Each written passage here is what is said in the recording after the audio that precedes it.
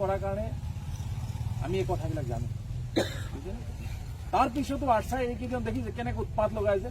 ৰামনিবাস তেলী একো কৰা নাই বুলি কিন্তু সেই আৰছাৰ সেইখিনি ক'ব বিচাৰিছো সি মৰি গ'লেও মই যিন জেগাত থিয় আছো তাত আহিব নোৱাৰিব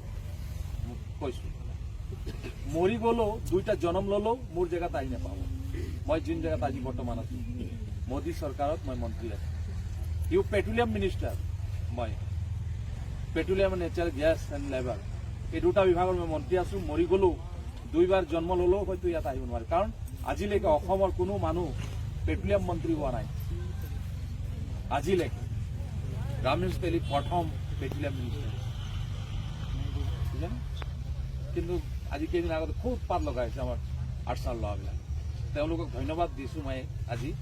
যে তেওঁলোক উৎপাত লগোৱাৰ কাৰণে বা কিবা কাৰণত মোক টিকেটটো পাৰ্টীয়ে নিদিলে সেইকাৰণে তেওঁলোকক ধন্যবাদ জনাইছোঁ আৰু তেওঁলোক মোৰ জেগাত আহিবৰ কাৰণে চেষ্টা চলাব লাগে